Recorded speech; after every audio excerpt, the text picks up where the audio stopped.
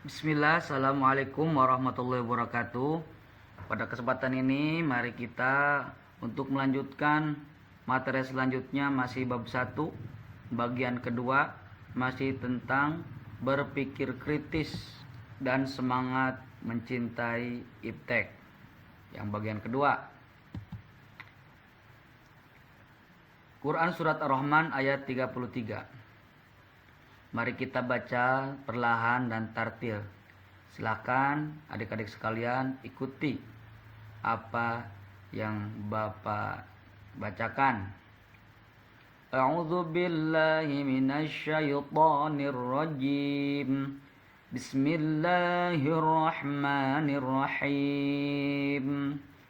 Ya ma'syaral jinni wal insi in istata'tum an tanfudhu min aqtaris samawati wal ardi fanfudhu la tanfudhuna illa bisultan. Artinya, wahai segenap jin dan manusia, jika kamu sanggup menembus melintasi penjuru langit dan bumi, maka tembuslah. Kamu tidak akan mampu menembusnya kecuali dengan kekuatan dari Allah. Identifikasi tajwid Quran Surat Ar-Rahman ayat 33. Kalimat al-ins, hukum bacanya ikhfa. Alasannya nun syukur bertemu sin. Insi. Kemudian tanfudhu, itu hukum bacanya ikhfa. Alasannya nun sukun bertemu fa. Tanfudhu. Kemudian tanfudhu, dhu, hukum bacanya mad tabi'i. Alasannya waw sukun didahului domah, atau wawu huruf sebelumnya berharokat dhamma. Kemudian min aqtari, min, hukum bacanya idhar halqi. Alasannya nun sukun bertemu hamzah. Illa bisultan, illa, hukum bacanya mad tabi'i. Alasannya alif huruf sebelumnya berfathah atau alif didahului harokat fathah. Kemudian kosakata dalam Quran Surat Ar-Rahman ayat 33. Kata ya ma'syarul jinni, maknanya wahai golongan jin. Ini stata'tum, jika kalian mampu. Antanfudhu, maknanya kalian menembus atau melintasi. Wal ardi, dan bumi. La, tidak. Bisultanin, dengan kekuatan. Asbabun nuzul Quran Surat Ar-Rahman ayat 33. Tidak ada sebab khusus tentang turunnya ayat ini, tetapi secara umum seperti yang dipaparkan Muhammad Quraish Shihab, pakar tafsir Indonesia, dalam karyanya berjudul Tafsir Al-Misbah.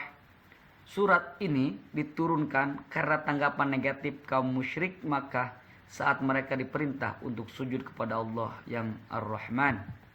Hal ini sejalan dengan Quran Surat Al-Furqan ayat 60 yang artinya adalah, dan apabila dikatakan kepada mereka, sujudlah kepada Ar-Rahman, mereka menjawab, siapakah Ar-Rahman itu? Jika riwayat ini diterima, maka semakin jelas dan tepat jika surat ini dinamai dengan nama yang populer tersebut, Ar-Rahman, artinya penyayang. Isi dan kandungan Quran Surat Ar-Rahman ayat 33. 1. Allah subhanahu wa ta'ala mengancam kepada jin dan manusia bahwa kelak di akhirat mereka tidak bisa mengelak akan pertanggungjawaban dari semua nikmat yang sudah diberikan, meskipun mereka berusaha lari dari segala penjuru langit dan bumi. 2. Jika saat ini muncul kelompok manusia yang mampu melintasi beberapa planet di angkasa dengan kekuatan dan ilmu yang didapat, itu hanya seberapa, tidak sebanding dengan luasnya alam semesta. 3. Didahulukan penyebutan jin baru manusia karena jin lebih memiliki kemampuan menembus luar angkasa. Begitu juga perannya di bumi, meski lebih terbatas. Sebaliknya, saat Allah Subhanahu wa taala memberi tantangan untuk membuat semisal Al-Qur'an, maka penyebutan manusia lebih didahulukan dibanding jin. Hal ini disebabkan kemampuan manusia lebih tinggi dibanding jin.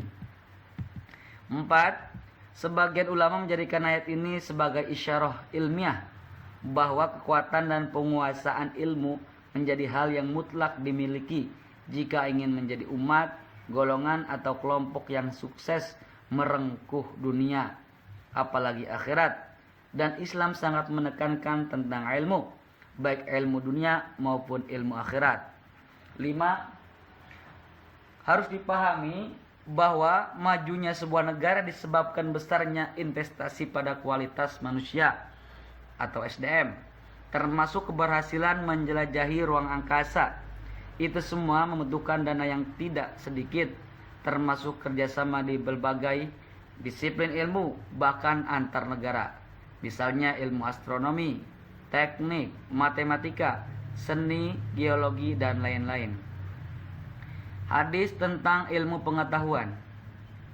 Sami'tu Abdullah ibni Amr ibn As yaqulu, sami'tu Rasulullah sallallahu alaihi wasallam yaqulu, inna Allah la yaqbidul ilma intiza'an yantazi'uhu minan nas walaki yaqbidul ilma biqabdil ulama hatta idza lam yatruk aliman ittakhadhan nasu ru'usan juhalan fasu'ilu faftau bi ghairi ilmin fadallu wa dallu, rawahu Muslim. Artinya, diriwayatkan dari Abdullah bin Umar bin As radhiyallahu an, aku mendengar Rasulullah sallallahu alaihi wasallam bersabda, sesungguhnya Allah tidak mencabut ilmu dengan melenyapkannya dari dada manusia, tetapi dengan mewafatkan ulama, sehingga setelah tidak ada seorang pun ulama, mereka manusia mengangkat orang-orang bodoh menjadi pemimpin. Mereka ditanya, tetapi mereka pemimpin-pemimpin yang bodoh itu memberikan petunjuk tanpa ilmu, kemudian tersesatlah mereka dan menyesatkan orang lain pula. Hadis riwayat Muslim. Isi kandungan hadis. 1. Hadis ini membicarakan pentingnya penguasaan ilmu pengetahuan yang terkumpul dalam diri para ulama. 2. Tentang sejarah para ulama dari satu generasi ke generasi selanjutnya, baik dari buah karyanya maupun kisah hidupnya masih dapat diambil menjadi teladan. 3. Sekarang ini semakin sedikit ulama akibat diwafatkan oleh Allah Subhanahu wa taala, sehingga kita kehilangan ilmu yang dimiliki ulama dan berpengaruh pada kehidupan kita. 4. Wafatnya para ulama berpengaruh juga kepada tokoh-tokoh yang muncul. Sosoknya kelihatan lebih pintar, hebat, dan meyakinkan. Namun, jika ditelaah ternyata menipu dan memodohi kita. 5. Rajin, cinta, dan semangat kepada ilmu itu mutlak. Tetapi penting sekali melakukan seleksi ilmu dan guru agar terhindar dari hal-hal yang tidak diinginkan. Tentang ilmu pengetahuan, dalam Quran surat Al-Alaq berkali-kali Allah memerintahkan kepada manusia, khususnya umat Islam, agar selalu membaca, karena bacaan tidak dapat melekat pada diri seseorang kecuali dengan mengulang-ulanginya dan membiasakannya. Maka seakan-akan perintah mengulangi bacaan itu berarti mengulang-ulangi bacaan yang dibaca. Dengan demikian isi bacaan itu menjadi satu dengan jiwa seseorang. Allah SWT menyatakan bahwa manusia diajari untuk berkomunikasi dengan perantara kalam, lalu pandai membaca yang memunculkan bermacam-macam ilmu pengetahuan yang bermanfaat baginya, yang menyebabkan dia lebih utama dibanding makhluk lain. Sedangkan manusia pada permulaan hidupnya tidak mengetahui apa-apa. Melalui ayat-ayat ini terbukti tingginya nilai membaca, menulis, dan berilmu pengetahuan. Jika tidak karena kolam, niscaya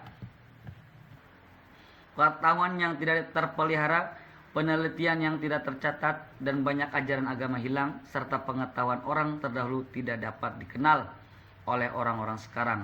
Begitu pula tanpa kolam, tidak dapat diketahui sejarah orang-orang yang berbuat baik atau yang berbuat buruk. Tidak ada pula ilmu pengetahuan yang menjadi pelita. Selain itu, melalui ayat-ayat ini menjadi bukti bahwa manusia yang berasal dari unsur yang mati dan belum berbentuk secara lengkap, akhirnya dijadikan Allah Subhanahu wa ta'ala menjadi manusia yang sangat berguna dengan mengajarinya pandai membaca, menulis dan berkomunikasi serta mengetahui segala macam ilmu. Terima kasih.